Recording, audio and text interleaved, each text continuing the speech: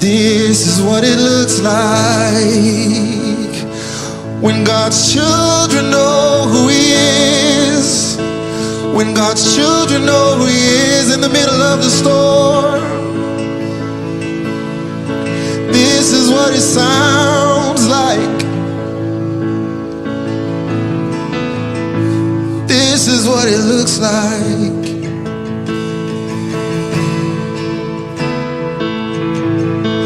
Jesus.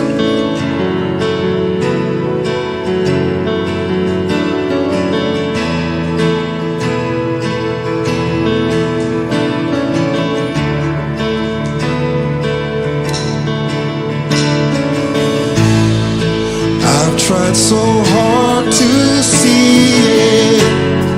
It took me so long to believe it, that you choose someone like me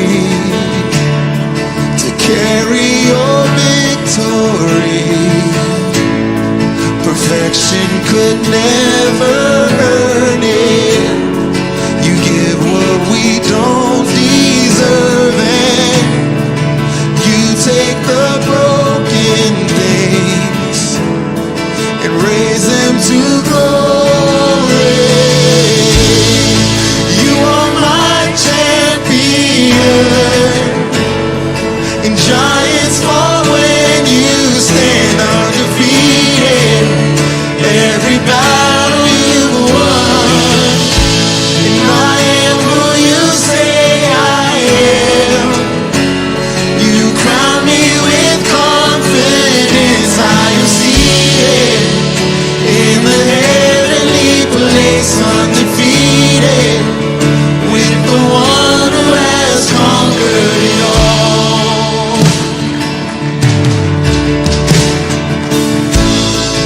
And now I can finally see it, teaching me how to receive it.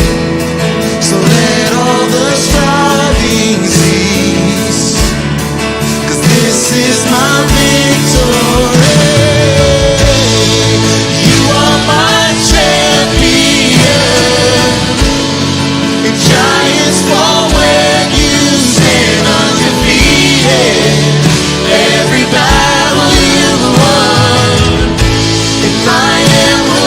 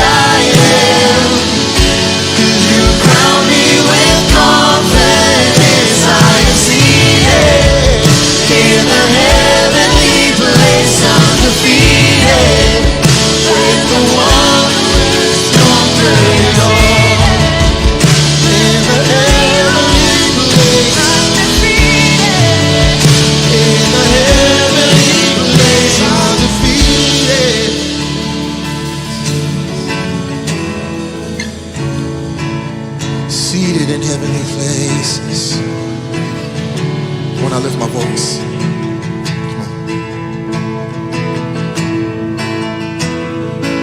When I lift my voice and shout, every wall comes crashing down.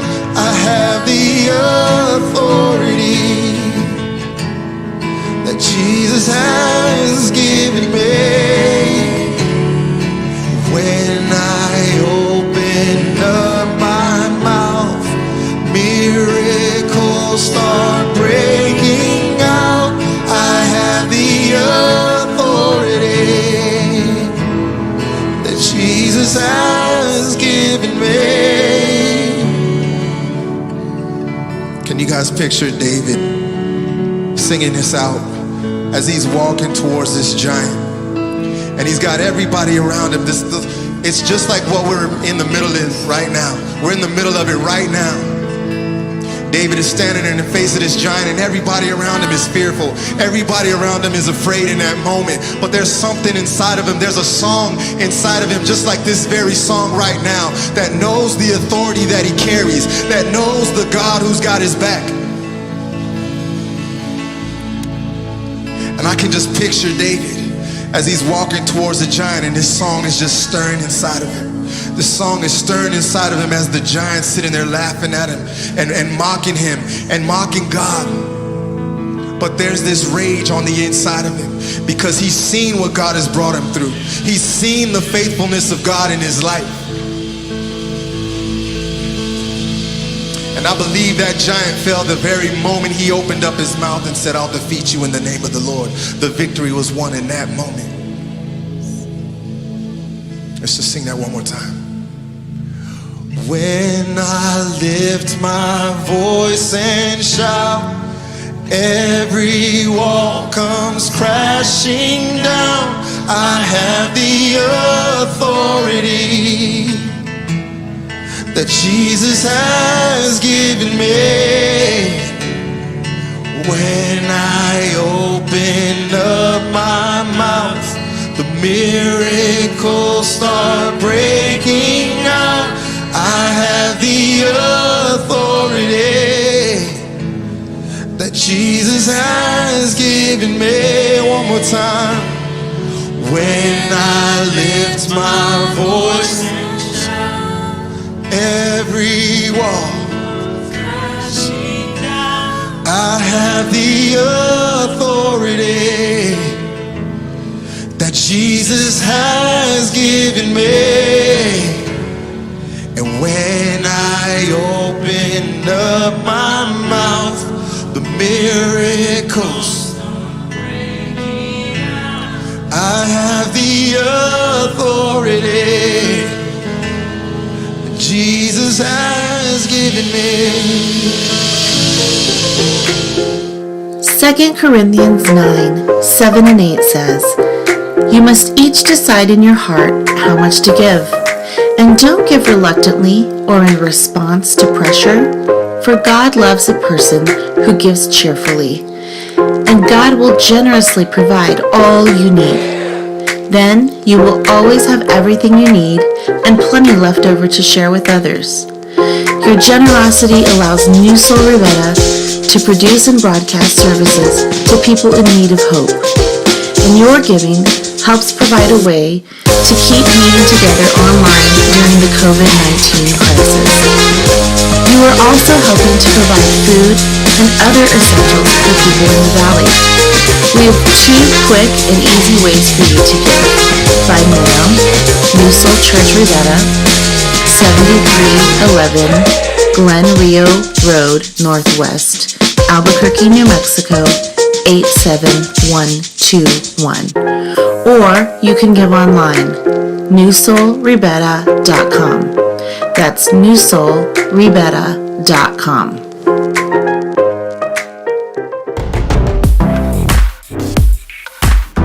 We're so excited to announce that Newsoul Ribera will now be inside the YouVersion Bible app. You'll be able to find all of our church events in the app and follow along with the sermon. You can take your own notes, see our announcements, and all the things you need to know. Get prayer, visit our website, and find Bible plans to go along with the message this week. You're going to love it. All you need to do is open YouVersion Bible app, go right down to the section that says More, and then Events, and then click on the map or type in Newsoul Ribera in the search field. If you have any questions, let us know. Have you ever had someone lie to you really well?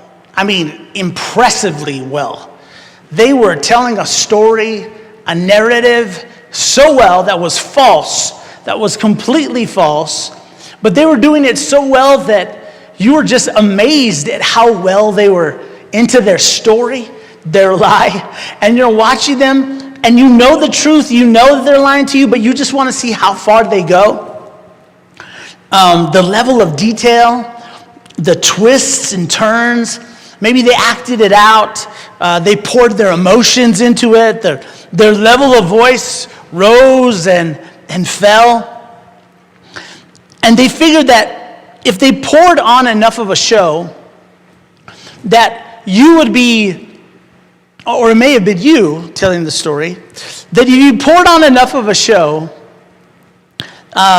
if you had enough of a show that they were telling to you, you'd be so distracted by the incredible detail and this amazing tale you were telling that they would forget that it wasn't true. They were more interested in being believed than they were in being truthful. You know, when someone makes a promise to you that they don't intend to keep, or they lie to you, it does say something about how they value you, right? When we get lied to, when someone doesn't come through for us, it says a lot to us about where we rank in their priorities. Have you ever been lied to by someone you love or someone you respected and you saw them break a commitment to you? And there's something about that, isn't it? That it has the power to hit us deep down in our soul. It has a ripple effect in ways other types of behaviors don't. It can poison our soul. It can break our heart. And it has the power to change us. One of the unintended consequences of people who lie to us or who break their commitments to us is that it can make us jaded and suspicious. Have you ever been that way? Have you ever felt that way where something's happened to you and now you're jaded and now you're suspicious of everyone? And the problem with that is, who wants to live in a neighborhood where everyone is jaded and suspicious? Who wants to go to a school where everyone is jaded and suspicious? Who wants to work at a company that everyone there is jaded and suspicious? Our culture that we live in right now, it is so intense, and there is so much pressure to say the correct thing and to not be offensive, that there is a lot of generalities being spoken. People are vague in what they say because no one wants to make someone mad, especially if you're a politician. If you're a politician right now and you don't say the right thing regardless of what political party you are, if you don't say the thing that the people who got you elected want you to say, if you tell the part of the story that's not the full story, but maybe just the part of the story, that the truth they want you to tell, if you don't say the right thing, you won't be reelected. If you're a business owner right now, you have a company right now, or you're a church leader somewhere right now, or a leader of anything right now, education, health policy leader, government leader, if you don't say the right thing right now, or do the right thing right now, or tell the version of the truth that people want you to tell right now, you could lose your job, or you could lose your business. People won't buy from you anymore. News outlets right now are facing the same pressure. Celebrities face the same pressure, where you have to say the thing that everybody, the most offensive thing. The problem with that is that it has created a culture that we live in that is exhausting. It's tiring so many times to consume the information that we're consuming, whether it be on the news or it be on social media or wherever it is that we're getting information. It can become tiring because people are inauthentic. People aren't able to just be real. They have to be scripted and say exactly the right thing that is inoffensive. And where do we go, I guess is a question to ask you. Where do we go right now in our culture to find people who are honest and real? Where are we going to go? Seems like everyone has an agenda. Everyone's trying to please a certain constituency, a certain audience. So where are we going to go to find people who are just honest and real? Our culture is starving for that right now. When we meet people like that who are real and who have integrity, it's like pouring rain in the middle of a dry summer. It's like a fresh breeze on a muggy, humid, hot day. It's that fresh air that finally hits your face and cools you off. That's what it's like to meet people who are honest and real, who have integrity. The time that we're in right now is so uncertain, right? The one thing we can all agree on as we go through this pandemic is that life is uncertain. If you had any question about whether life was certain or not, or uncertain or not, that question has been answered for all of us. The economy is uncertain, our health is uncertain, politics is uncertain, everything is uncertain in our world. Well, in times of uncertainty, when there's no way to guarantee the future, who are you going to trust? You have to trust somebody. So who are you going to trust? Which voice, the ones that are fighting for your attention, which one are you going to trust? You have to trust someone.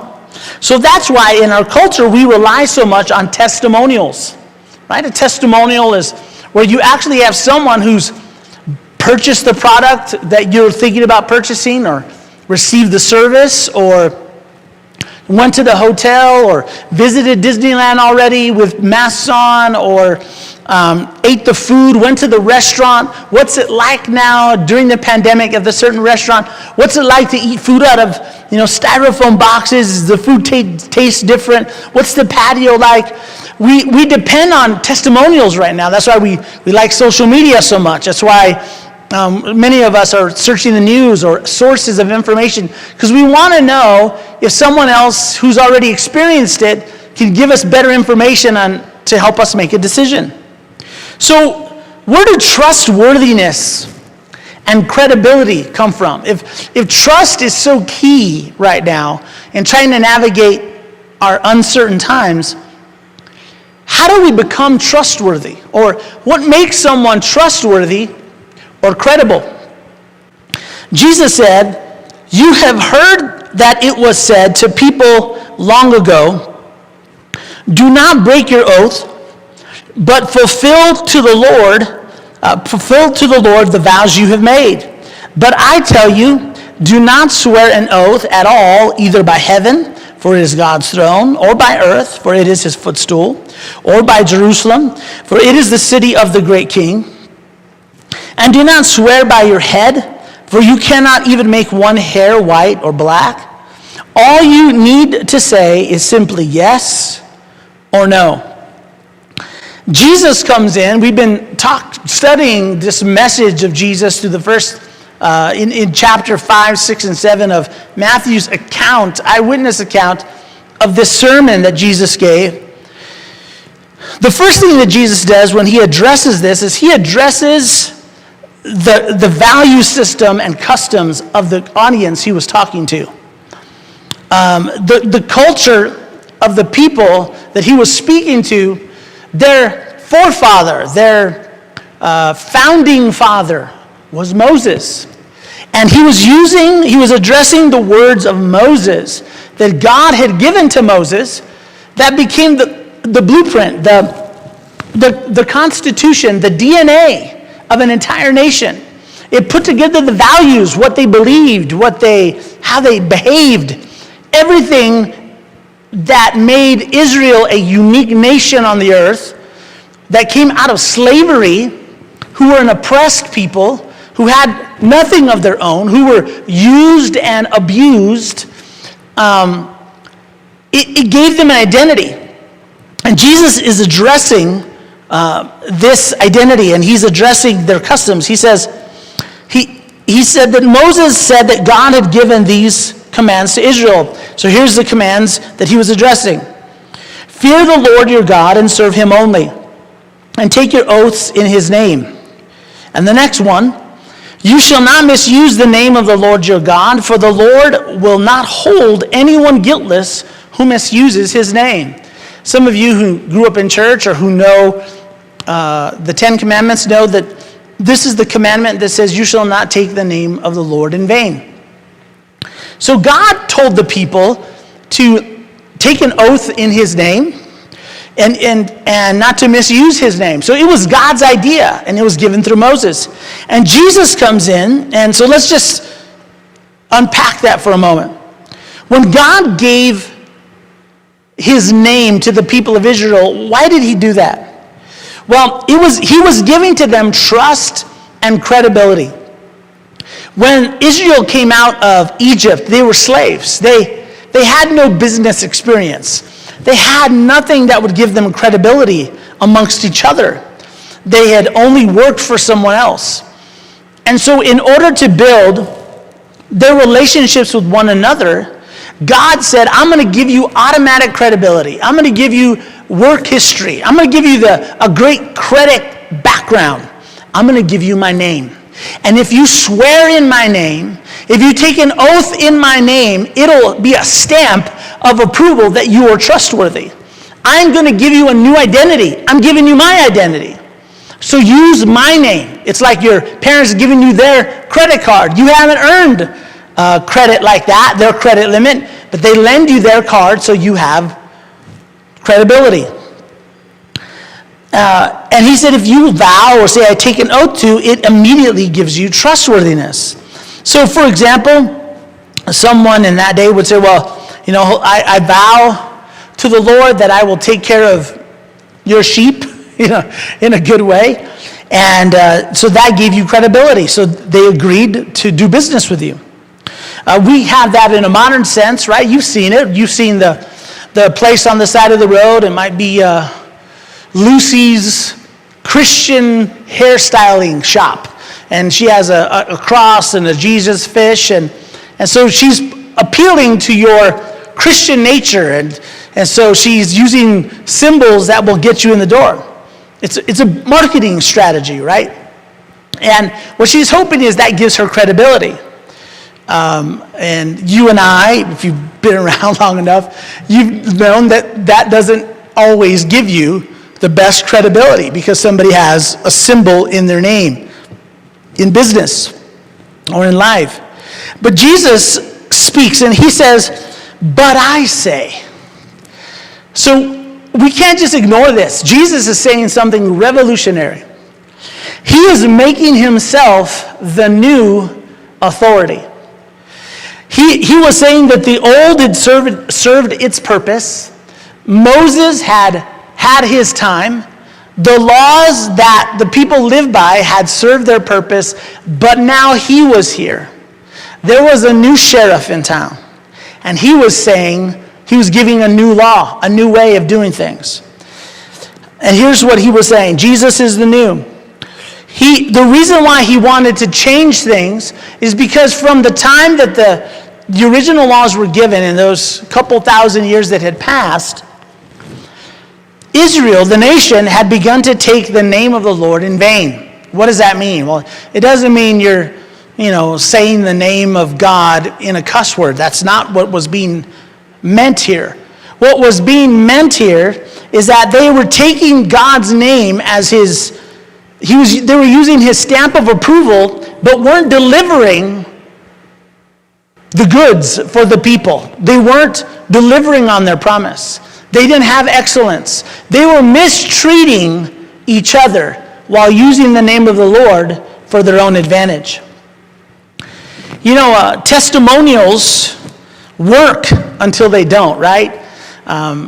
Companies right now, places like Airbnb or hotels, or if you go on, we're all trying to shop online, and what's happening in our new day is we don't get to try things on like we used to because we can't go to stores. Shopping malls are closed for the most part. We're having to buy things online. So we're trusting that the manufacturer or the seller is giving us a product that delivers as advertised. It's a trust, it's a risk. So what do?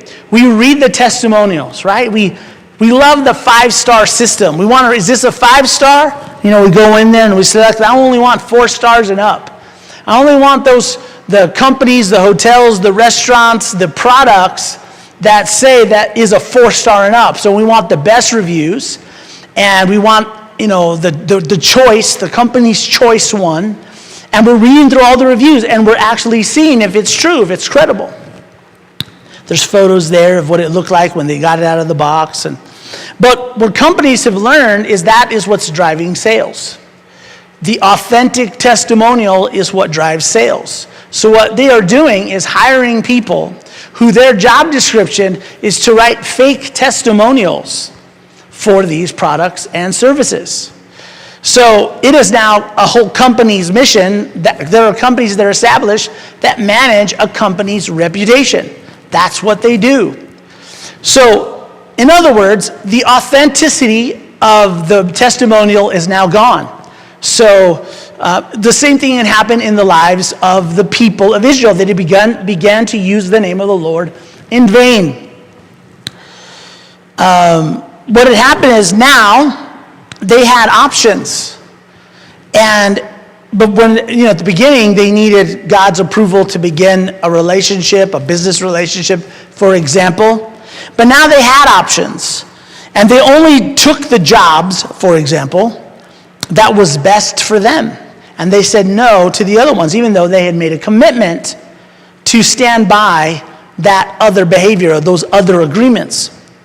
They had found a loophole. They began to swear by other things. So they were still swearing on things that sounded like God, but weren't really God, and it gave them a way out. Jesus said, don't swear an oath at all, either by heaven, for it is God's throne, or by the earth, for it is his footstool, or by Jerusalem, for it is the city of the great king. And do not swear by your head, for you cannot even make one hair white or black. If they didn't keep their promise, they would say, well, I swore on this object. I swore by Jerusalem. I swore on the earth. I swore on the sky. So it didn't really count because, it was more like you can pencil it in, right? It's not pen. Penciled it in. I tried, but it didn't really take, right? I didn't swear by God, so they got themselves out of it. And what they were really doing was playing word games. It's like the little kid who holds 2 fingers behind their back when they're telling a lie. Jesus said heaven belongs to God. So if you're swearing by heaven, that belongs to God. Earth belongs to God. Jerusalem, the sacred city, that belongs to God. You're made in the image of God, so you don't even have power over yourself. You can't make your hair white or black. So Jesus was eliminating the separation between the sacred and the secular. He was saying, look, you can't separate this. God is everywhere, and God is in everything. Those of you who are business owners know that this is true. We talk about faith-based businesses, businesses that have a Christian focus. Well, any business owner will say it is a faith-based business. It takes faith to start a company and believe that in the future somebody's going to buy your products or services. It takes faith to hire an employee to believe that there's going to be enough to pay them. Jesus was saying there is no longer a separation between the sacred and the secular. God is in everything. So whatever you claim to get you out of it, God is there. So that's not going to get you out of the commitment you made. He said, blind guides, what sorrow awaits you? For you say that it means nothing to swear by God's temple, but that it is binding to swear by the gold in the temple. Blind fools, which is more important, the gold or the temple that makes the gold sacred? And you say that to swear by the altar is not binding, but to swear by gifts on the altar is binding. How blind! For which is more important, the gift on the altar or the altar that makes the gift sacred? When you swear by the altar, you're swearing by it and everything on it. And when you swear by the temple, you are swearing by it and by God who lives in it. And when you swear by heaven, you are swearing by the throne of God and by God who sits on the throne. In our day, we have attorneys, the court system, and government agencies to enforce contracts, which are just written or digital promises. But the ones that were breaking the promises in Jesus' day were the attorneys and the government officials. They were the ones who were supposed to enforce justice. You see, because not honoring your commitments is an act of injustice. Justice means that you treat everyone according to their value and what they're due. Every human being is made in the image of God. Whether you're a woman, or you're black, or Native American, or Hispanic, or Mexican, German, Irish, Scottish, every color, every creed, every human being is made in the image of God. Whether you have a handicap or not, whether you have a disability, a mental disability, mental illness or not, you are made in the image of God. And Jesus was saying, when you are making an oath, don't make an oath. When you make an agreement with someone, you should honor that agreement, not because you have called on some temple, but you honor the agreement because they're made in the image of God. James, Jesus' brother, said, but above all, that's important. But above all, my brothers and sisters, do not swear, either by heaven or by earth or with any other oath, but let your yes be yes and your no be no, so that you may not fall under judgment. So, how do we apply this? A few principles. How do we apply this in our lives? We are all going to be tempted to compromise our integrity. We are all going to be tempted to compromise our integrity. That's part of life. So, number one, you will only go as far in life as your integrity will take you. You will only go as far in life as your integrity will take you. Not your talent. There is nothing more common than an unsuccessful, gifted, and talented person. You may be able to sing, may be able to write, you may be able to be athletic, you may have good looks, you may have incredible intelligence. But if you don't have character, that is going to be the lid on the success you will have in your life. You might have an incredible personality. You light up a room. You're the center, you're the life of the party. You're a jokester, you're a prankster. You can make anyone laugh. But you're going to be limited by your character. When what you say and what you do don't line up, people are no longer going to respect you. And when they don't respect you, they won't follow you. People will only follow you as far as they respect you. And we only respect people whose words and actions line up. Even if you have positional authority, you could be a teacher, a coach, a pastor. You could be a boss at work, a manager of some kind. You could lead a team. But you could be a law enforcement, a member of law enforcement. And you have positional authority.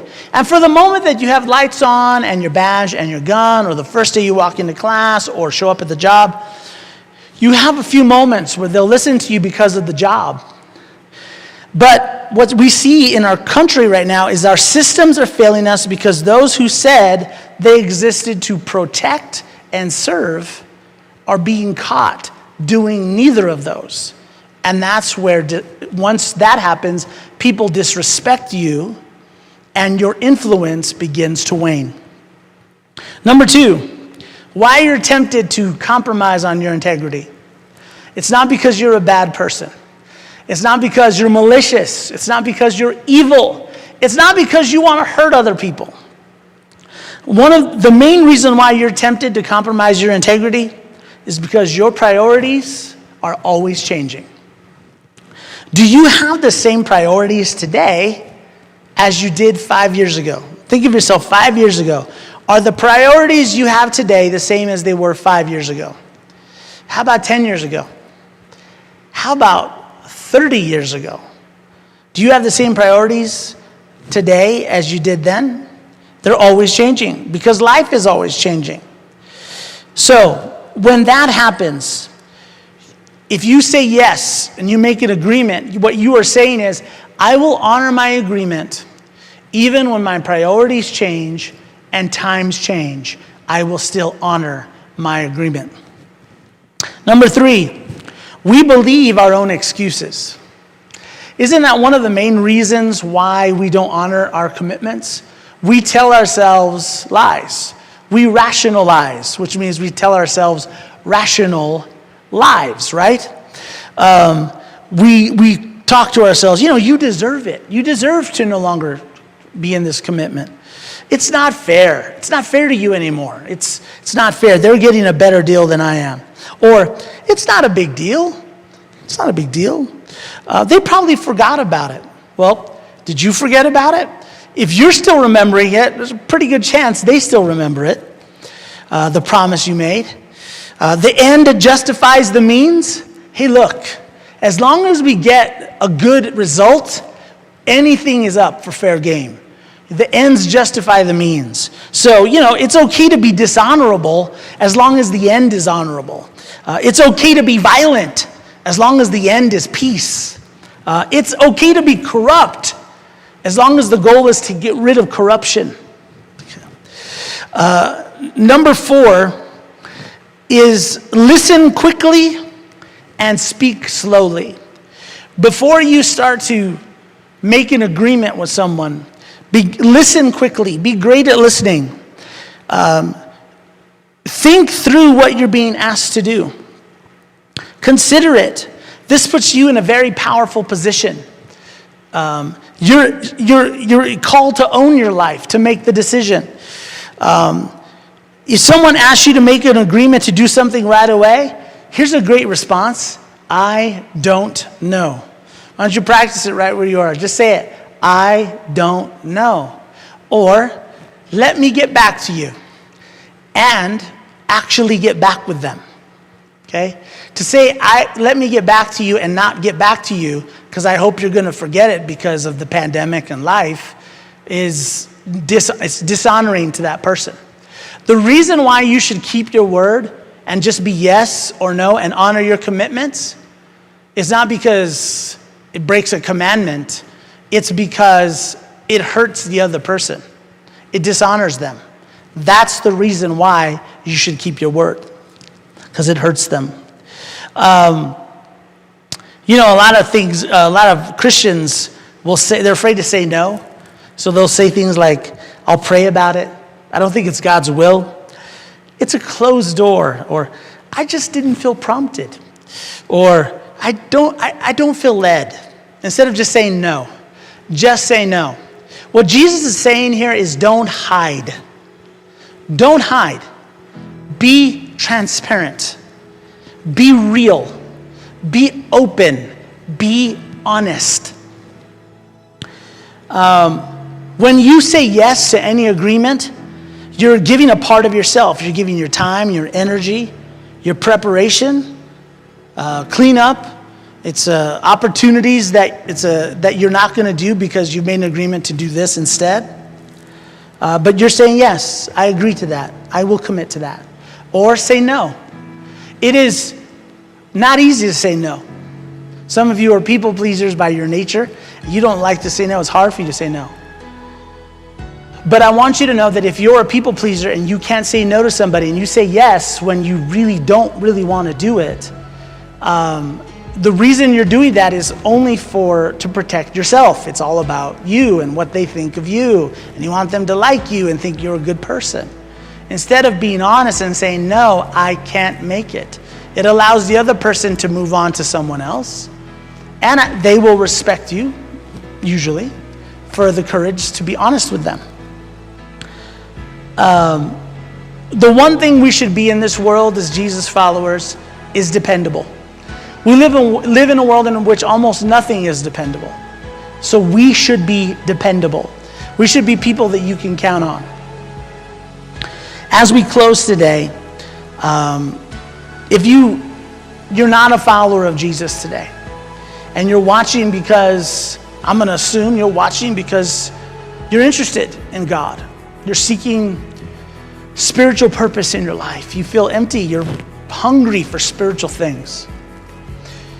And you want to follow Jesus. I want to invite you to follow Jesus. I'm going to lead you in a prayer in a moment where you can come to know Jesus himself. Not a set of rules, not some ancient text, but Jesus, the real living Jesus alive. You can know him. But it first starts with honesty. You can never have a relationship with God unless you're honest. You have to be really honest with yourself. You can't be blaming others. You have to have the courage to be honest with yourself. God does not expect perfection, but he does expect honesty. Being honest, you have to own your life. It's your life, not your parents' life, grandparents' life. It's not your spouse's life, it's yours. What are you going to do with the life you have? Own your decisions. We all make bad decisions sometimes. It's part of life. But God expects us to own those decisions. A mature person says, I blew it. I messed up. An immature person wants to run away and cover it up and blame someone else. So if you want to give your life to Jesus, I'm going to lead you through a prayer. It's a very honest prayer. Don't pray it unless you're willing to be honest. Okay, just pray after me. Say, Jesus. Right where you are, just say, Jesus, I give you my life. I need you. I've made a mess of my life. I've hurt others. I've hurt me. I've told so many lies. I've hidden for so long. I don't want to hide anymore. I want to come out into the open. I want to be honest. I want to be free. Give me a new heart. Fill me with your spirit. Change me on the inside. I give you my life. Please give me your life. And if you are a follower of Jesus, I want to encourage you to follow a little bit further.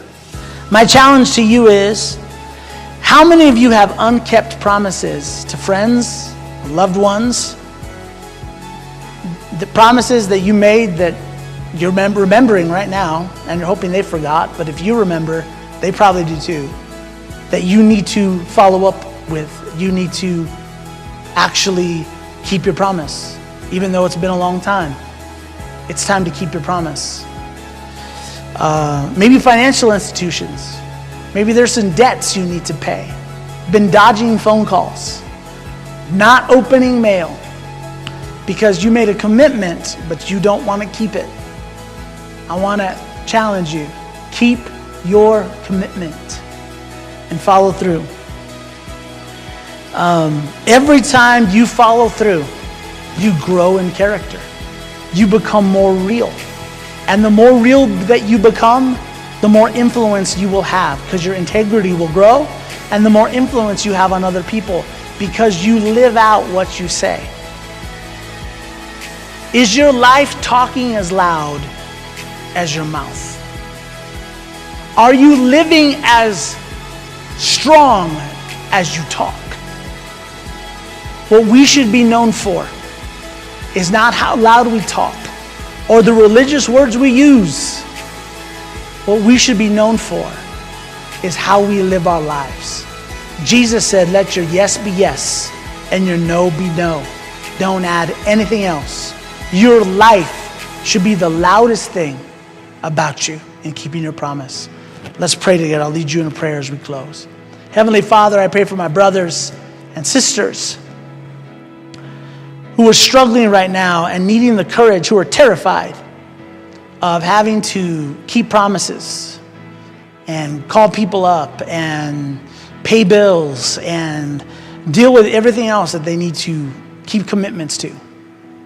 I pray you would give them courage. I pray you would bring to their remembrance promises that they might have forgotten. And I pray you would give them the courage and the strength to follow through.